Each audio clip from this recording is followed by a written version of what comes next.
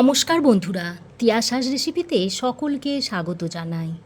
আজ আমি আপনাদের জন্য নিয়ে এসেছি পেঁয়াজ রসুন ছাড়াই স্বাদে গন্ধে ভরপুর দারুণ একটা কাতলা মাছের ঝোলের রেসিপি। একঘেয়ে মাছের ঝোলের স্বাদ বদলাতে এইভাবে একবার বানিয়ে দেখুন, দেখবেন মাংস ডিমের আর দরকারই পড়বে না।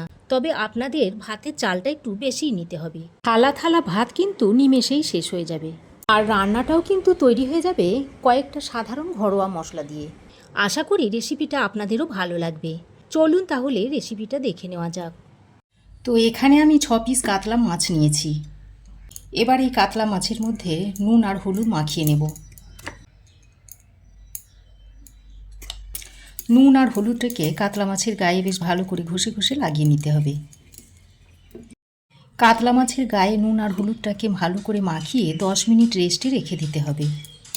তো দেখুন, মাছের গায়ে নুন আর হলুদটাকে খুব ভালো করে মাখিয়ে নিয়েছি।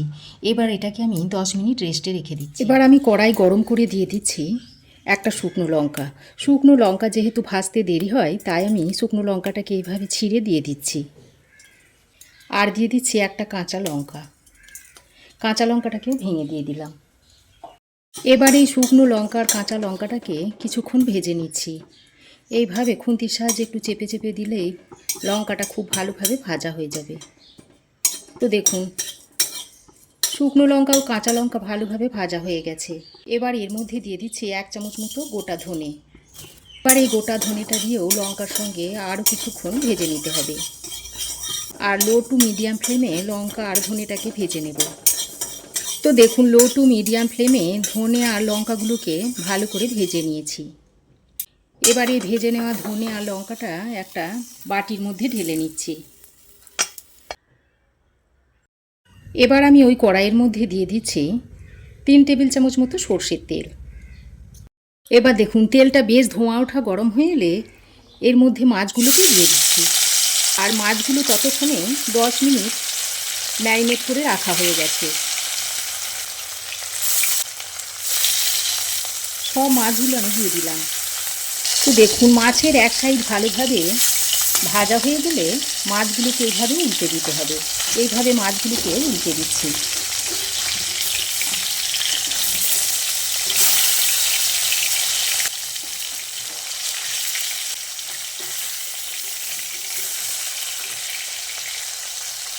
এভাবে উল্টে পাল্টে এবার মাছগুলোকে লালচে করে ভেজে নিতে হবে।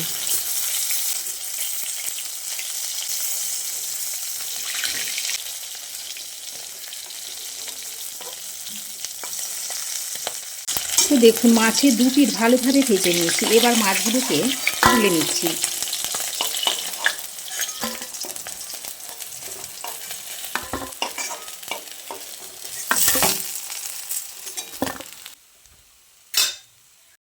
মাছ ভেজে তুলে নেওয়ার পর ওই তেলের মধ্যে দিয়ে দিচ্ছি একটা কেটে নেওয়া বেগুন। আর এই বেগুনের মধ্যে অল্প পরিমাণে নুন আর হলুদ দিয়ে বেগুনটাকে ভেজে নিচ্ছি।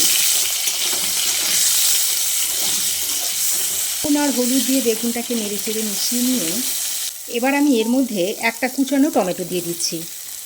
এবার এই টমেটোটা দিয়েও বেগুনের সঙ্গে ভেজে নিচ্ছি।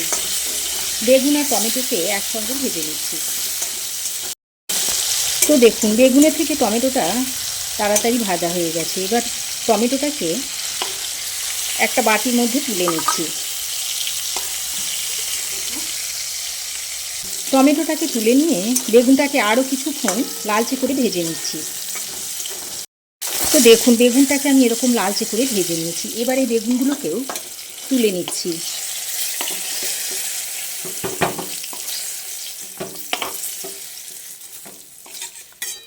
এবার বেগুন ভেজে তুলে নেওয়ার পর ওই তেলের মধ্যে দিয়ে দিচ্ছি 1/2 চামচ মতো গোটা জিরে। আর গোটা জিরেটা একটু ফুটে উঠলে এর মধ্যে কেটে রাখা আলু দিয়ে দিচ্ছি।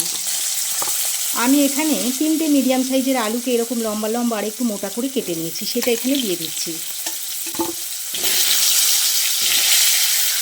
তারপর আলুটাকে তেলের সঙ্গে ভালো করে ভেজে নিতে হবে। আলুটাকে তেলের সঙ্গে কিছুক্ষণ নেড়ে চেড়ে নিয়ে এবার একটা ঢাকনা লাগিয়ে আলুটাকে বেশ কিছুক্ষণ ভেজে নিতে হবে। এদিকে আমি যে ধনে আর লঙ্কাটা ভেজে রেখেছিলাম সেটা একটা মিক্সিং জারের মধ্যে ভরে নিচ্ছি, আর সঙ্গে কয়েক টুকরো আদা দিয়ে দিচ্ছি। তারপর প্রথমে এটাকে একটু শুকনো অবস্থায় গুঁড়িয়ে নেব। তো দেখুন, প্রথমে আমি এগুলোকে একটু শুকনো অবস্থায় বেটে নিয়েছি। এবার আমি যে টমেটোটা ভেজে রেখেছিলাম সেটা এর মধ্যে দিয়ে দিচ্ছি। তারপর আবারও মিহি করে পেস্ট তৈরি করে নিতে হবে। তবে আপনারা চাইলে শিলনোড়া দিয়েও বেটে নিতে পারেন। এইরকম একটা মিহি পেস্ট তৈরি করে নিয়েছি। এদিকে ততক্ষণে লো টু মিডিয়াম ফ্লেমে ঢাকা দিয়ে দিয়ে আলুটাকে আমি ভেজে নিয়েছি। আর দেখুন, আলু খুব সুন্দরভাবে ভাজা হয়ে গেছে। এবার আমি যে মশলাটা তৈরি করে নিয়েছিলাম সেটা এর মধ্যে দিয়ে দিচ্ছি। এবার মিক্সির মধ্যে অল্প জল নিয়ে মশলাটা ধুয়ে এর সঙ্গে দিয়ে দিচ্ছি। এবার আমি এর মধ্যে অল্প পরিমাণে একটু হলুদের গুঁড়ো দিয়ে দিচ্ছি। তরকারির স্বাদ অনুযায়ী নুনটাও আমি এখন দিয়ে দিচ্ছি।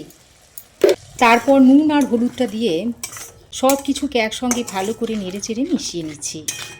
তারপর একটা ঢাকনা লাগিয়ে আলুটাকে মশলার সঙ্গে বেশ কিছুক্ষণ সময় ধরে কষিয়ে নেব। তো দেখুন, ঢাকা দিয়ে দিয়ে মশলার সঙ্গে আলুটাকে বেশ কিছুক্ষণ সময় ধরে কষিয়ে নিয়েছি, আর মশলা খুব সুন্দরভাবে কষানো হয়ে গেছে। এবার আমি এর মধ্যে পরিমাণ মতো গরম জল দিয়ে দিচ্ছি, আর অবশ্যই আপনারা গরম জলটা দিয়ে দেবেন। আর এই গরম জলটা দিলে রান্নার স্বাদ যেমন বাড়ে, তেমনি রান্নাটা তাড়াতাড়ি হয়েও যায়। তো জলটা দিয়ে আলুর সঙ্গে ভালো করে নেড়ে চেড়ে মিশিয়ে নিচ্ছি। জলটা দিয়ে ভালোভাবে মিশিয়ে নেওয়ার পর যখন ঝোলটা ভালোভাবে ফুটতে শুরু করবে, সেই পর্যায়ে ভেজে রাখা মাছগুলো দিয়ে দিচ্ছি।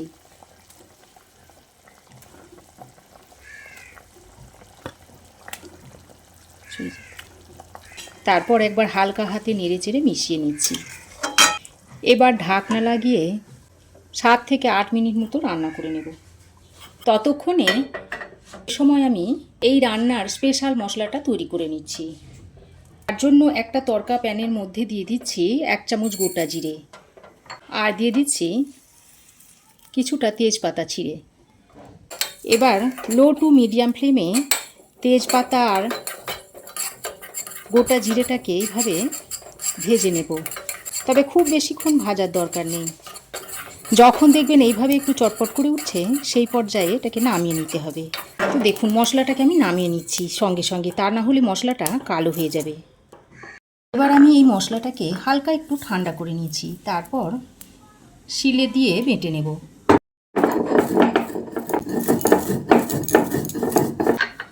অল্প সামান্য সামান্য জল দিয়ে দিয়ে মশলাটাকে বেটে নিতে হবে। তো দেখুন, মশলাটা আমি এরকম করে বেটে নিয়েছি। এবার এটাকে একটা বাটির মধ্যে তুলে নিচ্ছি। তো ঢাকা দিয়ে আমি প্রায় 7-8 মিনিট রান্না করে নিয়েছি, আর আলু দেখুন খুব ভালোভাবে সেদ্ধ হয়ে গেছে। এবার আমি ভেজে রাখা বেগুনটা এর মধ্যে দিয়ে দিচ্ছি, আর যে স্পেশাল মশলাটা বেটে নিয়েছি সেটা এর মধ্যে দিয়ে দিচ্ছি। তারপর আবারও একবার ভালো করে নেড়ে চেড়ে মিশিয়ে নিচ্ছি।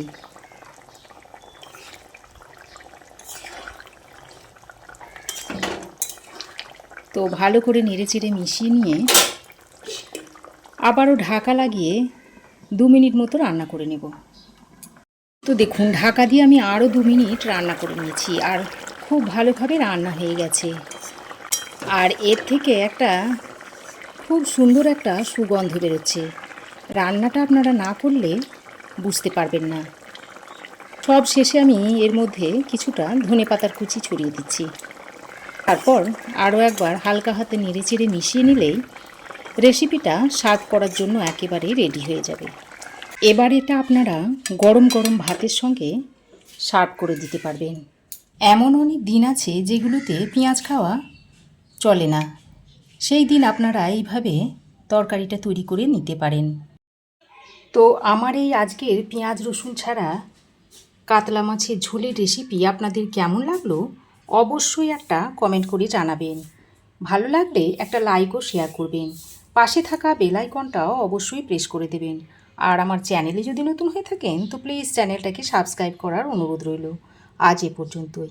আবার দেখা হবে নতুন কোনো রেসিপি নিয়ে নেক্সট এপিসোডে।